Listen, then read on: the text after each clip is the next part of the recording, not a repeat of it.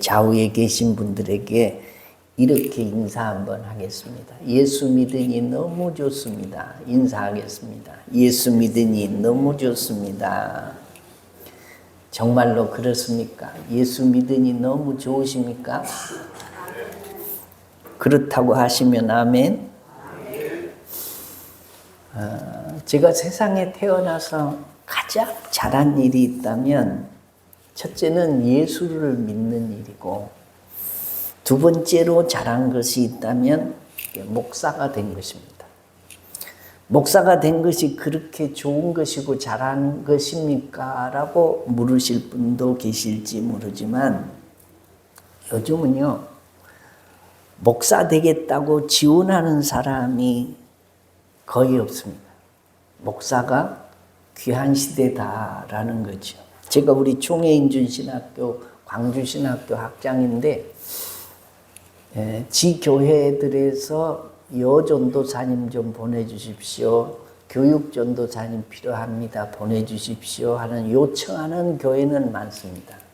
근데 학생들을 쭉 이렇게 둘러보면 보낼 만한 사람이 없어요. 요즘에는 부목사 난이고 부교육자 난입니다. 머지않아서 이게 교회에서 담임 목사를 모시려고 해도 목사가 적어서 모시기 힘든 시대가 옵니다. 가톨릭은요, 우리 광주 전남권에서 1년에 신부님이 2분이나 많으면 3분, 그렇지 않으면 1년에 1분밖에 사제 서품을 받지 않습니다. 절간에 이 스님들도 마찬가지입니다. 스님 되겠다고 하는 사람이 없어서 요새는 외국에서 중들을 수입해 옵니다. 그래서 외국 중들이 앉아서 이게 주지 스님도 하고 또 그 스님 노릇을 하는 이 절들이 많습니다. 왜 이렇게 될까?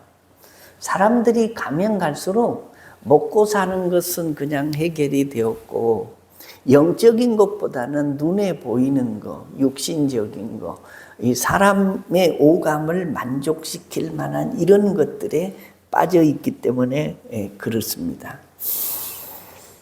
누군가 저에게 예수 믿어서 좋은 게 뭡니까? 라고 묻고, 목사가 되어서 좋은 게 뭡니까? 라고 물어본다면 여러 가지가 있겠습니다만은 사명대로 사는 것이고 다른 사람들이 할 수 없는 일을 하는 것이니까 목사의 길이 사명이 크고 영광스러운 일이고 하나님께서 맡겨준 사명을 감당하는 것이니까 그렇다라는 자부심이 있습니다만은, 그 중에 제일로 생각나는 것은 예수 믿고 난 뒤에 제 삶에 이게 감사가 많아졌다는 것입니다. 만약에 제가 예수를 믿지 않았다면 저는 아마 감사라는 것을 거의 모르고 사는 사람이 되었을 것입니다.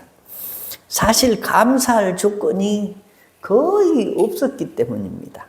평생 우리 집은 가난을 벗삼아서 살았습니다. 먹을 것, 입을 것, 집을 걱정하면서 살았습니다. 그래서 저는 이 가난에 대한 컴플렉스가 있습니다. 그래서 감사가 없었습니다. 있다면 신세 타령만 있을 뿐이었습니다. 혹 감사할 조건이 있었다고 하더라도, 아니 내 힘으로 내 능력으로 먹고 사는데 모든 게 당연한 거지 무슨 놈의 감사는 감사야? 이러고 살았을 것입니다. 예수님을 믿는 사람이 믿고 나서 변화되고 깨달은 것이 동일하게 있습니다. 내가 내 힘으로 내 능력으로 사는 것이 아니구나라는 것입니다. 모든 게 다 하나님의 은혜요, 하나님의 도우심이요, 그래서 모든 게 다 감사의 제목이구나, 이걸 깨닫는 사람이 그리스도인들입니다. 그리고 무엇보다 감사하면서 사는 것이 진짜 행복하고 건강한 삶이라는 것을 알게 됩니다. 성경에 감사라는 단어가요 170번이나 나옵니다. 지난번 설교도 한번 했습니다마는 항상 기뻐하라. 쉬지 말고 기도하라. 범사에 감사하라. 이것이 그리스도 예수 안에서 너희를 향하신 하나님의 뜻이니라. 여기서 말하는 이 범사는 지금 당장 현재의 일만이 아니라 내 모든 인생, 과거, 현재, 미래의 일까지도 다 포함하는 것입니다. 그러니까 과거에 대해서 감사하고 현재의 삶에 대해서 감사하고 아직 안 왔지만 다가오지는 않았지만 다가올 미래의 삶에 대해서도 선제적으로 미리 감사하는 것이 그리스도 예수 안에서 우리를 향하신 하나님의 뜻이니라라는 것입니다. 범사에 감사하라. 이 말씀에는 하나님께서 우리에게 감사할 수 있는 조건과 이유를 이미 주셨다는 전제가 담겨 있습니다.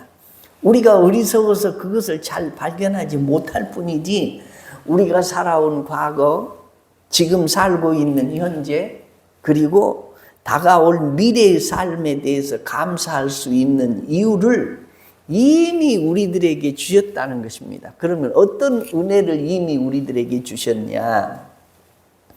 지난 과거에 주신 은혜는 에벤에셀의 은혜입니다. 오늘 사무엘상 7장 12절 말씀에 우리 같이 한번 읽어보겠습니다. 시작. 사무엘이 돌을 취하여 미스바와 센 사이에 세워 이르되 여호와께서 여기까지 우리를 도우셨다 하고 그 이름을 에벤에셀이라 하니라. 아멘. 여러분, 에벤에셀 뜻이 무엇입니까? 하나님께서 여기까지 우리를 도우셨다라는 뜻입니다. 에벤에셀, 이 짧은 한마디에 엄청난 의미가 담겨져 있는데요. 여러분, 이스라엘이란 나라는 본래 존재하지도 않았던 나라입니다. 하나님께서 무에서 유를 창조하시는데요. 없는 것을 있게 하시는 그 과정이 아주 기가 막힙니다. 하나님이 갈대아 우르에서 우상장사하는 사람의 아들 아브라함을 불러요.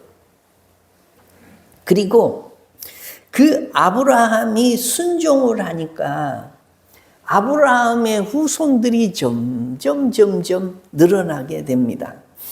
야곱의 때에는 70명의 대가족을 이루게 됩니다. 그 다음에 애굽으로 70명이 이주를 해가는데 이민 간 지 430년 만에 200만이 넘는 큰 민족을 이루게 됩니다. 때가 되어서 이스라엘 백성이 애굽에서 탈출하게 하시고 40년 동안 광야를 지나서 약속의 땅 가나안을 들어가게 되고 정복하게 되는데 보잘것없는 우상집 아들 아브라함을 통해서 200만이 넘는 큰 나라를 이루게 하시겠다고 약속하시더니 그 약속을 아브라함의 후손들을 거쳐서 이루게 하신다라는 것입니다. 사사시대를 거쳐서 결국에는 다른 나라들과 견줄 수 있는 당당한 국가가 됩니다. 이스라엘이라는 나라로 세워지는데요. 그때 사무엘이 기념비를 세우는 겁니다. 무슨 기념비? 돌을 취해서 기념비를 세우는데 에벤에셀이라고 이름을 붙이는 겁니다. 하나님이 여기까지 우리를 도우셨다라고 이 팻말을 세운다는 것입니다. 물론 이스라엘의 과거는 힘들고 어려운 여정이었습니다. 특히 광야 40년은 정말로 험난한 시간이었는데요. 하나님께서 200만이 넘는 사람들을 아무것도 없는 광야에서 손수 먹이시고 입히시고 가나안까지 인도하셨다라는 거죠. 느헤미야 9장 19절로 21절 말씀에 보면 주께서는 주의 크신 긍휼로 그들을 광야에서 버리지 아니하시고 낮에는 구름 기둥이 그들에게서 떠나지 아니하고 길을 인도하며 밤에는 불 기둥이 그들이 갈 길을 비추게 하셨사오며 또 주의 선한 영을 주사 그들을 가르치시며 주의 만나가 그들의 입에서 끊어지지 않게 하시고 그들의 목마름을 인하여 그들에게 물을 주어 40년 동안 들에서 기르시되 부족함이 없게 하심으로 그 옷이 헤어지지 아니하였고 그 발이 부르티지 아니하였사오며 라고 말씀한다라는 거죠. 광야 40년 동안 이스라엘이 41번 진을 치면서 옮겨 다닙니다. 이사를 한다라는 것입니다. 그렇게 옮겨 다닐 때 하나님이 물이 없으면 반석에서 물이 나게 하시고, 떡이 없으면 하늘에서 만나를 내어서 먹여주시고, 단백질이 부족하면 메추라기를 보내주시고, 40년 동안 굶어서 죽거나 영양실조에 걸려 죽은 사람이 단 한 사람도 없었습니다. 하나님께서 정말 세심하게 이스라엘 백성들을 돌보셨다라는 것입니다. 에베네셀 하나님, 여기까지 도우시는 하나님. 여러분, 하나님의 도우심이 없이는 우리가 세상을 하루도 편안하게 살 길이 없는 사람들입니다. 세상 사는 사람 중에 사연 없는 사람이 없고 상처 없는 사람이 없습니다. 땅에 발 딛고 사는 사람은 누구에게나, 어떤 사람에게나 아프고 힘들고 깜깜하고 답답했고 억울했던 과거가 있습니다. 그럼에도 불구하고 살다가 보니 오늘이라는 날 속에 살아가게 된 것입니다. 그것이 하나님의 은혜다라는 거죠. 내가 수단이 좋고 지혜롭고 꾀가 많아서가 아니고 하나님의 은혜였습니다. 어떤 은혜? 에베네셀의 은혜. 은혜 아니면 살아갈 수가 없네. 호흡마저도 다 주의 것이니 세상 평안과 위로 내게 없어도 오직 예수뿐이네. 할렐루야. 에베네셀, 지금까지 지내온 모든 것이 다 하나님의 은혜다라는 것입니다. 이것이 저와 여러분의 신앙 고백이 되시기를 주의 이름으로 축원합니다. 에베네셀은 과거에 하나님이 내게 베푸신 은혜였고, 현재를 살고 있는 내게 주신 은혜는 임마누엘의 은혜입니다. 마태복음 1장 23절 같이 읽겠습니다. 시작. 보라, 처녀가 잉태하여 아들을 낳을 것이요 그 이름은 임마누엘이라 하리라 하셨으니, 이를 번역한 즉 하나님이 우리와 함께 계시다 함이라. 아멘. 임마누엘은 예수님의 또 다른 이름입니다. 그 뜻이 뭐냐? 하나님이 우리와 함께 계시다. 하나님이 나와 함께 계시다라는 거죠. 하나님이 하늘 보좌에 계신 영광스러운 하나님이 이 세상에 죄로 말미암아 죽어 지옥에 들어갈 인생들을 구속해 주시기 위해서 세상 죄를 지고 가는 하나님의 어린 양으로 이 세상에 오셨습니다.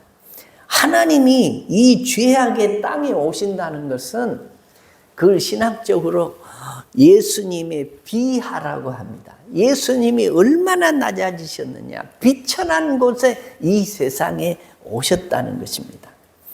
말도 안 되는 일이 일어났습니다. 천지를 창조하신 하나님께서 연약한 인간의 몸으로 이 땅에 오셨습니다. 우주 만물을 다스리는 하나님께서 연약한 아기의 모습으로 오셨습니다. 왜 오셨냐? 아브라함과 약속을 지키시기 위해서 이 세상에 오셨다. 지옥 가는 인생을 천국 가는 인생으로 바꿔주시기 위해서 이 세상에 오셨습니다. 여러분, 에베네셀의 하나님이 임마누엘의 하나님으로 이게 진보하신 것입니다. 하나님께서 이제까지 나를 도우시고 인도하셨다면 지금 나와 함께 계신다는 이 약속도 유효한 것입니다. 그러니 하나님이 나와 함께 계시다. 예수 믿는 사람들은요, 우리 속에 누구를 모시고 사는 사람들이냐? 성령을 모시고 사는 사람들이에요. 임마누엘 대신 성령님이 우리 속에 계셔야 그리스도인이고, 성령이 그 마음속에 계시지 않은 분은 이방인입니다. 하늘 백성이 아닙니다. 하나님과 아무 상관이 없는 사람들입니다. 그래서 우리 예수 믿는 사람은 다 성령의 사람들입니다. 성령으로서가 아니고서는 하나님을 아버지라 부를 수 없나니라 라고 말씀해요. 성령님이 계시기 때문에 우리가 하나님을 아버지 이렇게 부를 수 있는 줄로 믿으시면 아멘.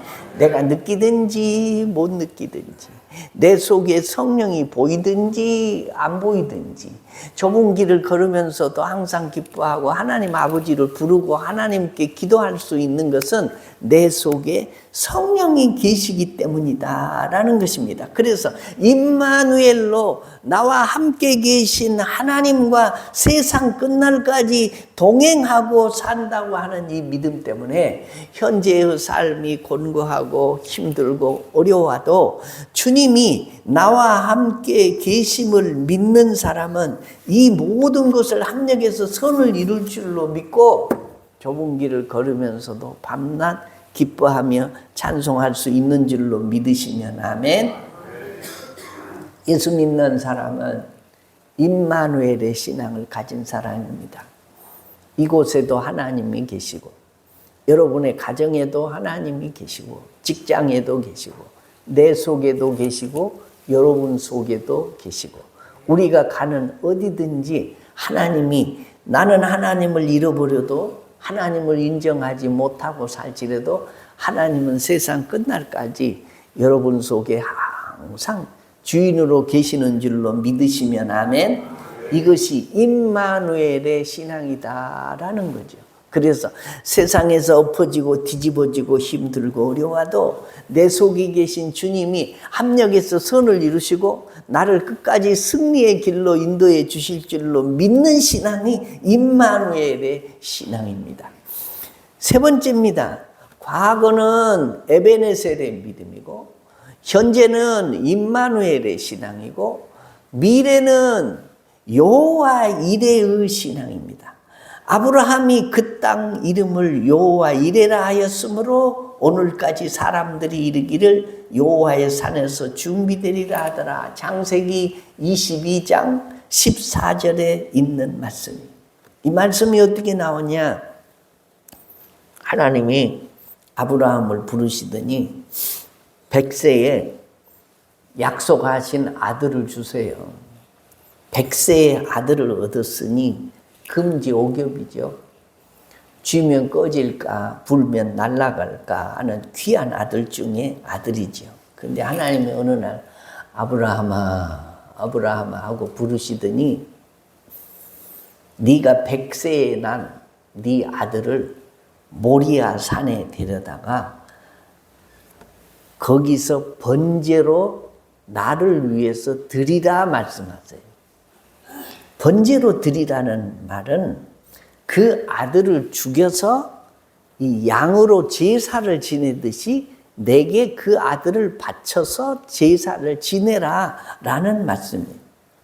청천벽력 같은 말씀이죠. 하나님이 언제는 100세의 아들을 주시더니 그 아들을 죽여서 하나님 앞에 바치라니 이게 말이나 되는 소리입니까? 그런데 25년 기다려서 낳은 아들인데 하나님의 명령이 떨어지자마자 아브라함이 뭐 밤잠을 설치면서 고민하는 것도 아니고 사흘을 고민하는 것도 아니고 일주일을 고민하는 것도 아니고 그 말씀을 듣자마자 아들을 데리고 모리아 산으로 갑니다. 뭐하러 가냐? 하나님이 이 아들을 바쳐도 하나님이 나를 통해서 모든 민족이 복을 받게 하신다고 하신 그 약속을 내게 이루어 줄 것을 믿는 그 믿음 가지고 모리아산으로 출발하는 것입니다. 그리고 제단을 쌓고 하나밖에 없는 아들을 죽여서 하나님 앞에 바치려고 할 때 하나님이 급하게 아브라함아 아브라함아 하고 부르시는 것입니다. 그리고 그 손을 멈추게 하십니다. 그러면서 하는 말씀입니다. 네가 내 아들 내 독자까지도 아끼지 아니하였으니 내가 이제야 네가 하나님을 경외하는 줄을 아노라 말씀하시면서 이삭 대신 바칠 순양을 준비해 주십니다. 이걸 가리켜서 여호와 이레 하나님께서 준비하셨다라고 말씀합니다. 여러분, 이것은 단순한 에피소드가 아닙니다. 하나님께서 독생자 예수 그리스도를 저와 여러분을 위해서 십자가에 죽이실 것을 보여주는 이 예표적 사건입니다. 여러분, 놀랍지 않습니까? 여호와 이레 여호와의 산에서 준비되리라. 하나님께서 2000년 뒤에 있을 골고다 십자가를 미리 준비하고 계시는 것입니다. 제가 늘 말씀드리는 거예요. 구약은 신약의 그림자다라고 말씀해요. 이삭이 모리아 산에서 드려지는 것이 곧 예수님이 갈보리 십자가 위에서 우리 죄를 위하여 못 박혀 죽으실 것을 예표해 주신 사건이다라는 겁니다. 오늘 우리는 불확실성의 시대를 살아가고 있습니다. 도대체 우리 미래를 예측할 수가 없습니다. 언제 전쟁이 터질지, 언제 자연재해가 일어날지, 개인적으로도 마찬가지입니다. 언제 내가 죽을 병에 걸릴지, 언제 어떤 사고가 내 앞에서 펼쳐질지, 내가 내 명대로 다 살다가 죽을지 아니면 객사할지 횡사를 할지 아무도 미래를 예측할 수가 없습니다. 그래서 임마누엘의 하나님을 믿는 것보다 여호와 이레의 하나님을 믿는 것은 더 어려운 일입니다. 이게 전쟁과 재난의 소식은 우리의 마음을 더욱 불안하게 만듭니다. 많은 사람들이 불안과 염려 속에서 살아갑니다. 나이 드신 분들은 나이 드신 분들대로 염려가 있고, 젊은 사람은 젊은 사람들대로 미래에 대해서 불안해합니다. 하지만 이런 불확실한 시대일수록 우리는 여호와 이레의 말씀을 붙들어야 합니다. 하나님께서 준비하실 것이다 라는 거예요. 하나님은 저와 여러분을 위한 계획을 갖고 계십니다. 우리는 도저히 따라갈 수 없는 지혜와 능력으로 저와 여러분의 구원을 이루어 가신다는 것을 믿는 믿음이 여러분에게도 있어지시기를 주의 이름으로 축원합니다. 이제 말씀을 맺으려고 합니다. 하나님은 우리에게 과거, 현재, 이 미래 모든 일에 대해서 감사하라고 하십니다. 아니, 목사님, 하나님이 우리에게 꼭 감사하다는 소리를 듣고 싶으신가요? 사랑하면 굳이 감사하다는 말을 안 해도 아는 거 아닌가요? 여러분, 왜 이렇게 우리에게 감사의 삶을 강조하실까요? 에레미야 29장 11절에 여호와의 말씀이니라 너희를 향한 나의 생각을 네가 안 하니 평안이요 재앙이 아니니라 너희에게 미래와 희망을 주는 것이니라 라고 말씀해요. 많은 사람들이 하나님에 대해서 오해합니다.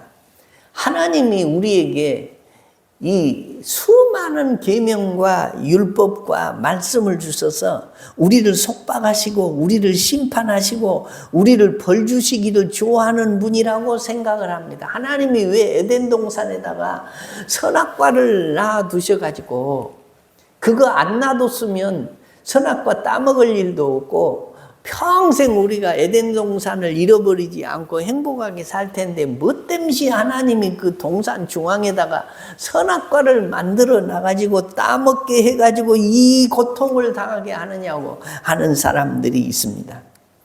하나님이 예수 그리스도를 이 땅에 보내신 이유는 심판이 목적이 아니고 구원이 목적입니다. 하나님이 에덴 동산에 선악과를 두신 것은 그 선악과를 우리를 억압하고 제어하려고 하는 것이 아니라 그 선악과 때문에 누릴 축복을 보시고 우리에게 그 축복을 누리라는 것입니다. 하나님의 뜻은 심판이 아니라 구원입니다. 방금 예레미야의 말씀에 나오듯이 우리를 향한 하나님의 뜻은 평안이요 미래와 희망을 주는 것입니다. 한마디로 우리가 하나님 안에서 행복하기를 원하시는 것입니다. 그렇게 평안한 삶을 누리고 희망적인 미래를 살기 위해서 필요한 것이 뭐냐? 바로 감사입니다. 그래서 범사에 감사라고 하는 것입니다. 감사의 태도가 우리의 삶을 고급지게 만들고 건강하고 행복하게 만들기 때문에 늘 감사하라는 거예요.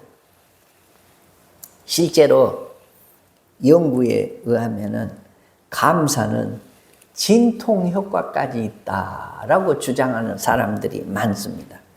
혈압을 낮추기도 하고 면역 체계도 향상시켜 준다는 겁니다. 심리학자들이 늘 감사의 일지를 쓰고 감사의 편지를 보내고 감사의 말을 늘 하는 사람은 우리의 행복감을 10% 이상 높여준다고 합니다. 우울증 증상이 30%나 감소되고 스트레스와 우울감을 줄이고 건강한 마음과 육체를 갖는데 큰 도움이 된다고 이 심리학자들과 이 건강을 이야기하는 사람들이 그렇게 이야기합니다. 여러분, 에베네셀의 하나님, 그 다음에 뭐죠? 임마누엘의 하나님, 그 다음에 여호와 이레의 하나님. 이 말씀은 지금까지 하나님이 우리를 인도하셨고 이제도 함께 하시고 앞으로도 우리의 삶을 책임지실 것을 확실히 믿어지는 믿음이 있어지시기를 주의 이름으로 축원합니다. 제가 살아온 인생의 연수가 그리 길지는 않습니다. 하지만 짧은 인생 여정 속에서 하나님의 손길을 순간마다 때마다 일마다 경험하고 삽니다.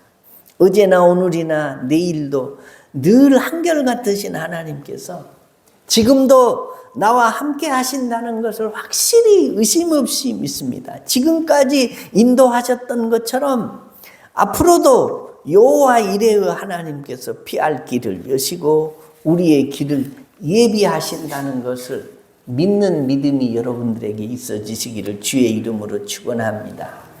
사랑하는 성도 여러분, 우리가 사는 시대가 늘 불안합니다. 잠이 안 오는 사람들이 있습니다. 늘 스트레스 속에 우울감에 젖어 사는 사람들도 있습니다. 그러나 그리스도인은 에베네셀의 축복, 에베네셀의 하나님, 그 다음에 뭐죠? 여호와 이레의 하나님, 그 다음에 뭐죠? 임마누엘 하나님.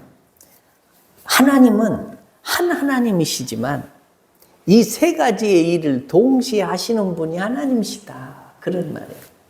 여러분, 지금까지도 힘들지만 여기까지 인도하신 하나님, 또 지금도 나와 함께 하신 하나님, 앞으로 여호와 이레로 내 인생을 이끌어 가실 하나님이 여러분과 함께 하시니 이 믿음으로 이 험악한 세상 당당하게 승리하며 사시기를 주의 이름으로 축원합니다. 우리